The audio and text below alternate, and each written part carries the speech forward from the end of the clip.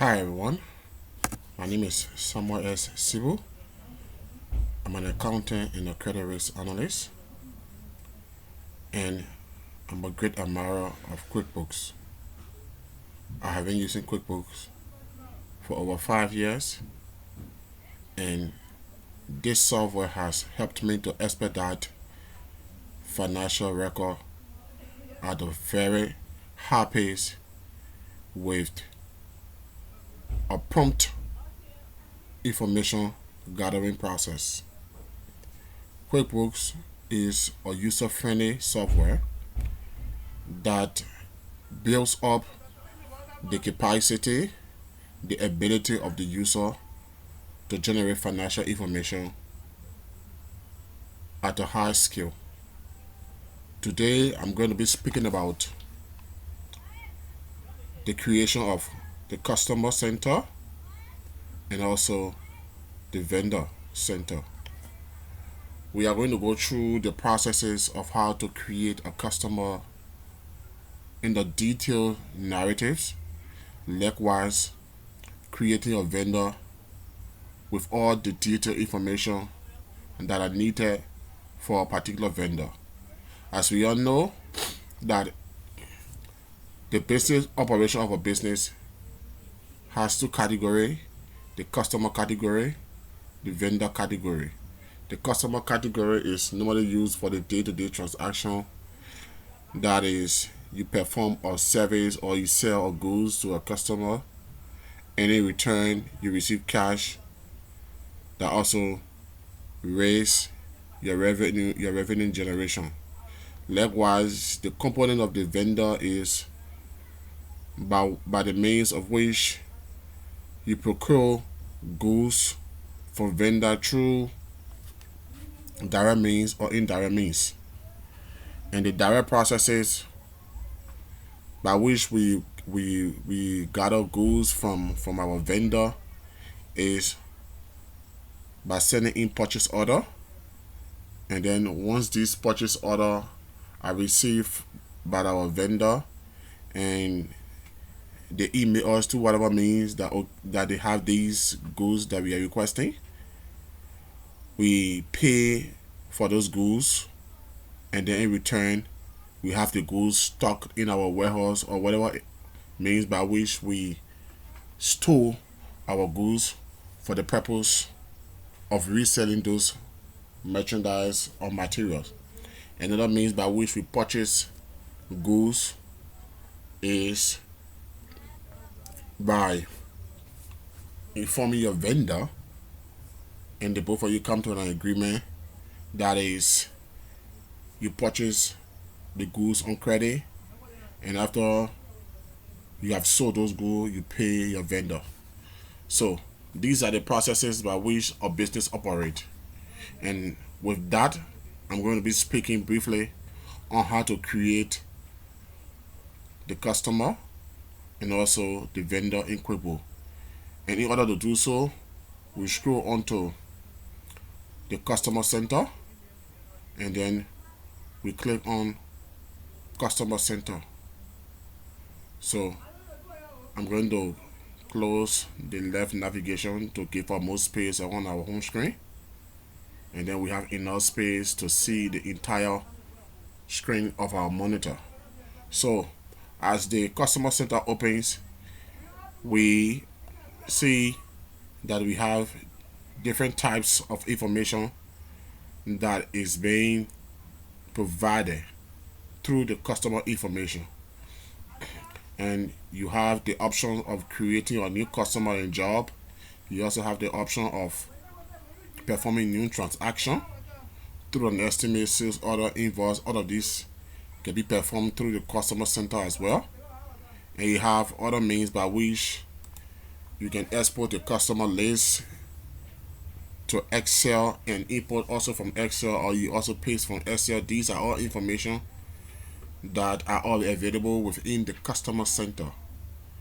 And in order to create a particular customer, there are two means. You click on create new customer, the new customer and job, and new customer. That is the first mean. or you can escape this and use the shortcut key Control N.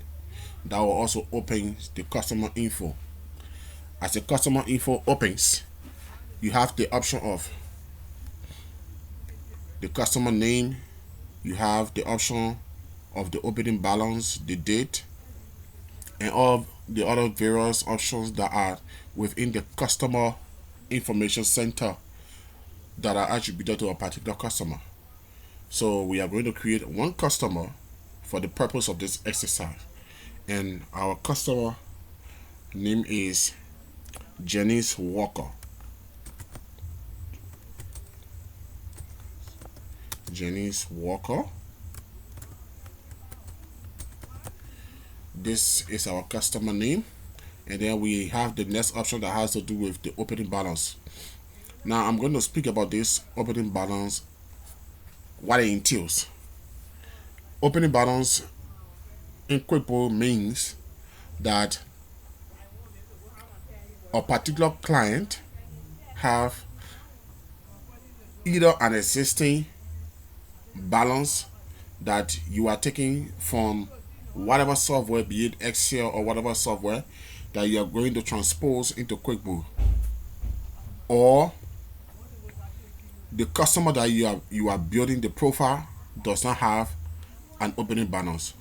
Now, the reason for which the opening balance is within the customer profile is to indicate that indeed the customer has some amount that they owe you, and at the point of time when you were operating and when you are operating the software, taking your information from a spreadsheet, you can easily transfer that information into QuickBooks, and as of the date you place the information for a particular customer, the opening balance, into QuickBooks. That is how you carry out your opening balance. So opening balance in a nutshell is when you are taking whatever amount that a particular client owe you. For instance, Janice, this our customer that we have just created. If Janice owes us some money from previous work that we have performed for her, or goods that we sold to her on credit, and those goods were recorded in whatever spreadsheet or in an Excel template, and we are taking that amount from the Excel template into QuickBooks. We are going to transfer that amount as an opening balance from the Excel template into QuickBooks. However, for this prep, for the exercise, we are creating a new customer, so she does not have an opening balance. So we move on to the next aspect that has to do with the company name. Now this is the customer name. If Jenny has a company that we operate with, we will have to place the company name within this dollar box, and then we proceed with her name, which is Jenny's, her title, her first name, middle name, and last name. But for the purpose of this exercise, we are going to disregard the company name and just flow with her name. That is Miss Janice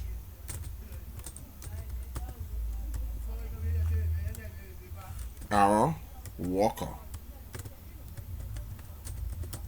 So this is her full name, and then we have the option of putting in a job title. If we have a job that is directly linked, assigned to Janice, we can easily put in the job title that we are performing for her. From whatever means that we are doing a job for her, we can put in the job title. Likewise, we have the option of placing in her telephone number, likewise her phone number, whatever necessary information that we have that we can put in for Janice. You are left with the option as a user to place in this information. So you can do this as well. Her mail, likewise an alternative mail, and even if you do have a website for the company, you can place in the website. These are just information that we need for our client. So we are not going to focus our attention on the nitty-gritty of all of this information for the purpose of this exercise. We are only going to explain what it entails. Whatever way that you intend to use it is all left for you, but these are the information that are available for the client. So as we move on to the payment setting, now the payment setting has to do with if the client do have an account number, you place in the account number. You, you can see for this client, we say her account number is 0032565209196 as an account number. And likewise, we can put onto the payment term, that is an agreed upon term between Janice Walker and the business owner. Whenever she takes our goods on credit, we can determine the term, and the term can also be created by you. By default, QuickBooks has its own term, that is 1% of net 10 to 30 days.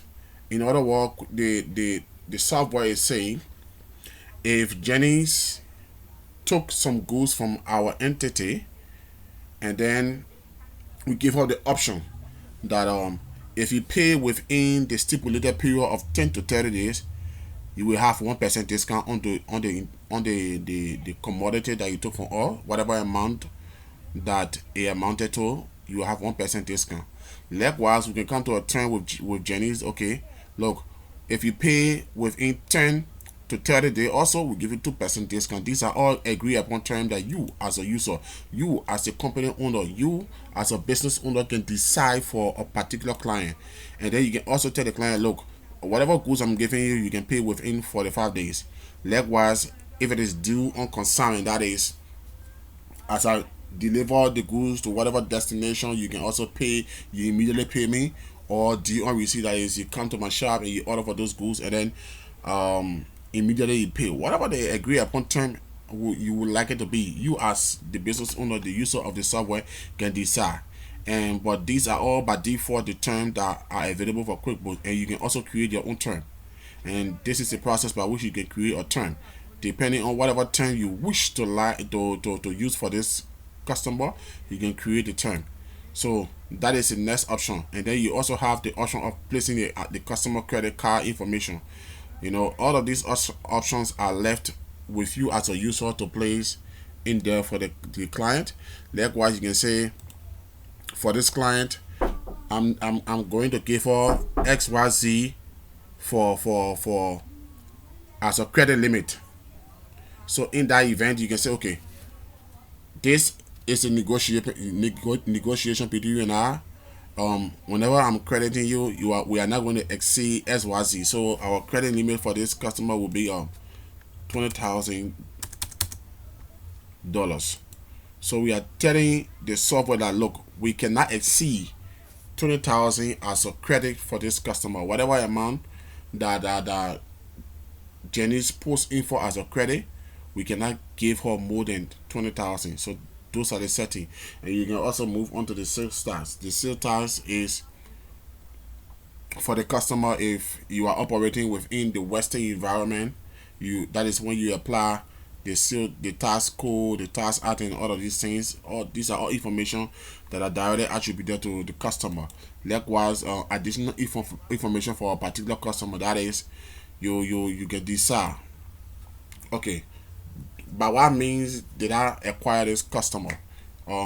Was this customer brought to your business center through an advertisement? That is, you carry on jingles, you carry on advertisement through the media, the radio, the television, whatever means by which you advertise, through Facebook, whatever medium that you advertise, and you got that client, you can specify a within the detail of the client information for reference, so that you will know that, okay, indeed you acquire a particular customer from advertisement. You want to know the source of your customer growth. So it applies in too many ways.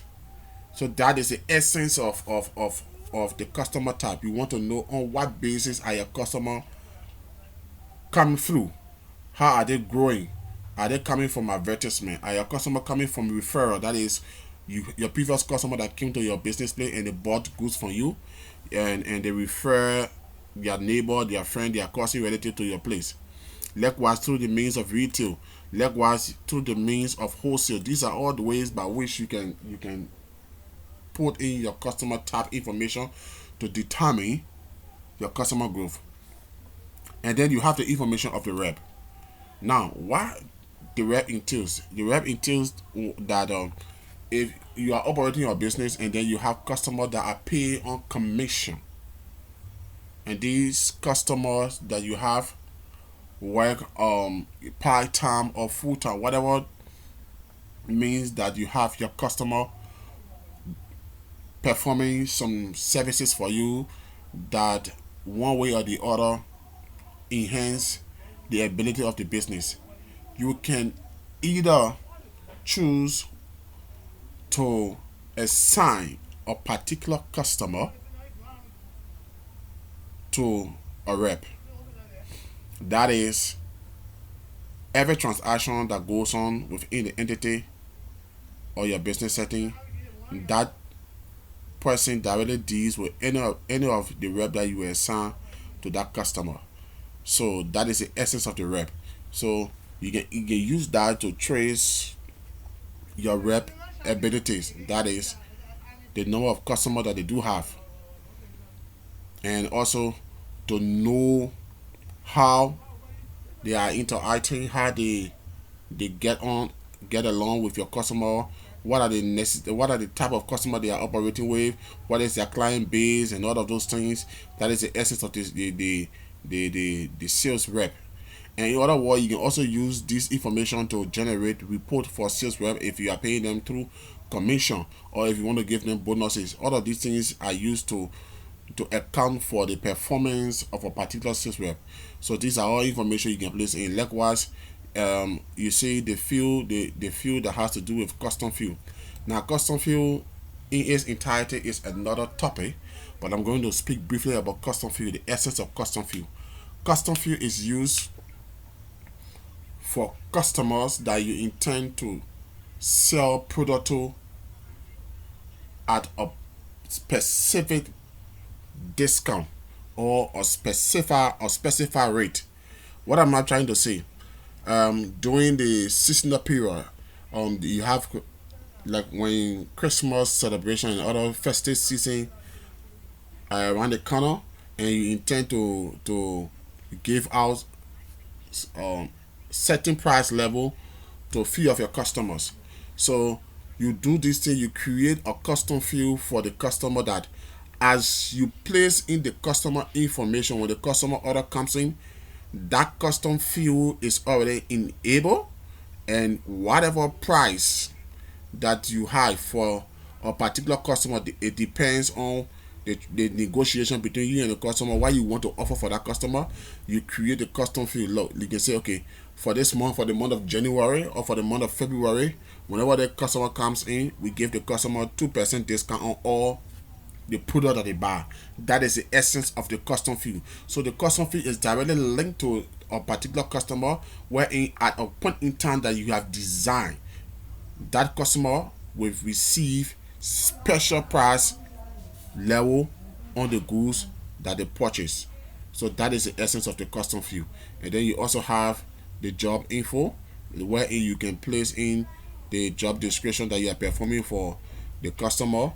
And you have other information like the commercial, international, whatever ways you intend to place in the customer detail for the customer, you can do so. Because when you are performing a job for a company, and for instance you have this company, XYZ company, and the company has two different jobs that you are performing, you can easily attach the job to the customer that you are performing the service for. So this is the essence for the customer job and what have you. And then once you are through with all of the necessary info, you save that for the customer. So immediately, whatever information you place in the customer detail in the customer center, that information has been saved for that customer. And you can also edit the information. It depends. Whatever you deem necessary for the customer, that is how you save customer information. So that is how we go about creating customer. Now we are going to create vendor. So to do so, we're going to close this and we scroll onto vendor and click vendor center. Similarly, like the customer center, the vendor center opens, and if you want to create a vendor, you use two format. That is, you click on new vendor and you click new, and then it's the vendor center open. Or you can also escape and you use the shortcut key Control N. As you do so, the vendor center open, and then you place in the vendor information. So we are going to say our vendor name is Samuel Dixon. So this is the name of our vendor. Similarly, like I said in my intro about the customer center information and the opening balance. So in order to do so for the vendor, you can do the same. If you have an opening balance, this one is the opposite. For the customer center, whenever the customer has an an amount for you, and you are taking that figure from whatever spreadsheet into QuickBooks, you place that into the opening balance. But if it is the vendor, you are going to check on your spreadsheet or wherever your information is placed, and you notice that okay, I have an opening balance of 1,200 for Samuel Jason, and that opening balance will be placed as of the date that you are putting the information into the system. That is when you will choose, and then you continue with the necessary information for the vendor. And for the purpose of this exercise, we do not have an opening balance for Samuel Dixon, so we are going to proceed. In that event, we create the customer company's name. If it is whatever entity that we buy from, and the owner of the entity name is Samuel Dixon, but then the company name is XYZ manufacturing firm or XYZ retail firm, we can use that name and place into the company's name. Similarly, we can put in the customer title, his first name, middle name, and last name that we can proceed with. And then you can also do that for the customer job, the vendor's job, his information, all of these things that are tied to the vendor. We go about putting them in, and then we can also click on the payment setting. Similarly, like the customer center, the payment setting is by what agreement that you have with your vendor in paying back. Universally, people do pay their vendor between 60 to 90 day period. So the term can be agreed upon that look, whenever I take a goods from you, I'm going to pay back within 60 days period or 90 day period. It all left with how the arrangement will be done between you and whatever vendor or whatever company that you buy from. So these are all the things that you can place in for the vendor information. So we can say, okay, look, we'll pay our vendor in 60 days. Likewise, if we want to exceed that limit, you can say, okay, I will pay our vendor in XYZ day. Then you create your term. So you put in your term, you say, okay, whatever day our payment will be due, you put them here. Like for instance, you say, okay, our payment will be due on the 15th or the 16th, and then you can put a discount if there is a discount attached to the invoice that was sent to you by your vendor or the agreement that you came up with. You can also put in here, so okay, I have 2% discount if I pay within 5 days of the date that was given to me. These are all terms that you can sell out for your customer, and then you go on about it. So that is the way you go about creating term. So as you are done with that, you can also count into the credit limit, and then that is an agreement between you and your vendor. Look, whatever goods that I will be invoicing you, I'm not going to invoice you goods above 50,000, 40,000, 30,000. These are all agreements. So once the both of you come to an agreement, you say, okay, look, my vendor and I said he's not going to invoice me any goods above 35,000. So 35,000 automatically becomes my limit. And then we have the billing rate. The billing rate are all information that you can place in for your vendor. Similarly, with the issue that has to print name on check. These are things, these are all optional, and you can also proceed with them and go on. This is how you create a new billing rate. These are all ways that you can create a particular information for whatever vendor that you are operating with. So whatever building rate that we have on our goods that are invoiced to us from our vendor, we go on about creating it, and then we also go on to save it. So these are way by which you can save particular information for our vendor. We go on to the task level and also to the account setting, how we intend to pay our vendor. You see all of these information are all available. It tells which expense account to pre-fill when you enter bill for this vendor. So these are all options that they are giving you on the expense account, in which that will affect the invoice being sent by the vendor.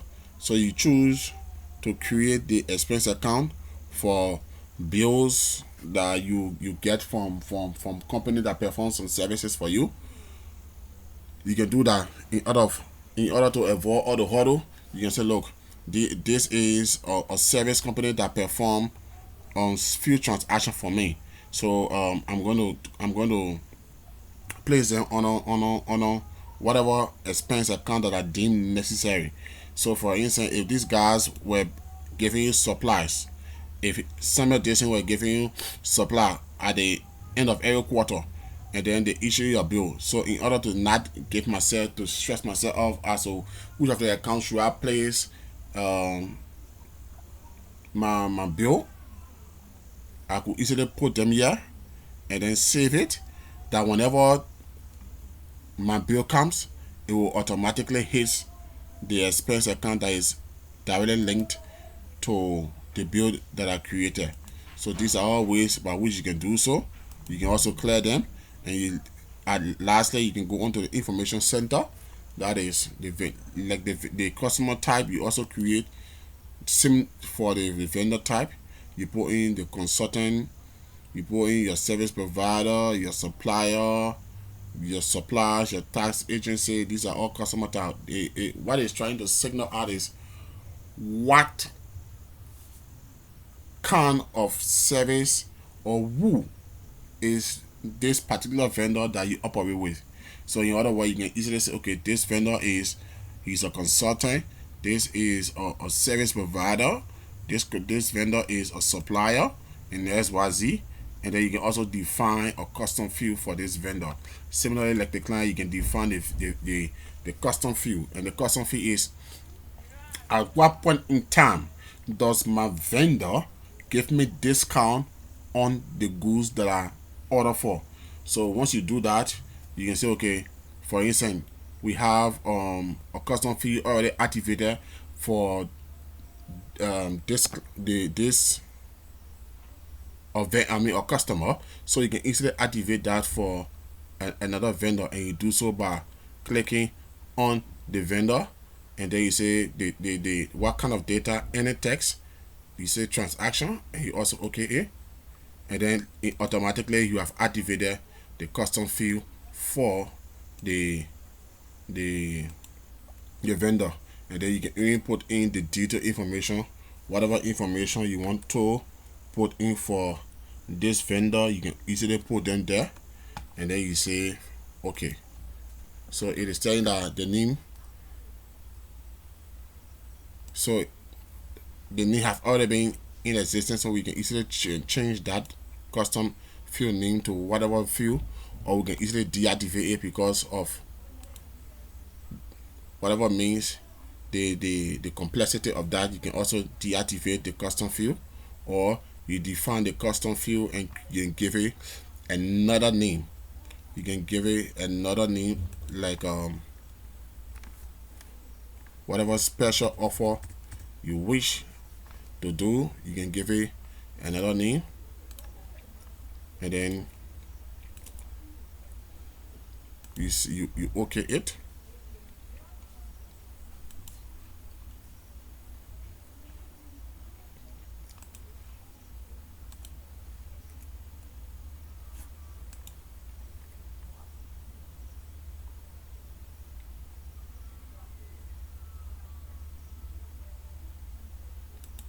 So we have a problem with our customer name. That is the reason for which our vendor name, that is the reason why it is not going. So we can easily say Samuel Dixon 5 to save that customer name. So that is the way you create a vendor and a customer in QuickBooks. Thank you, and I'll see you next time for another tutorial.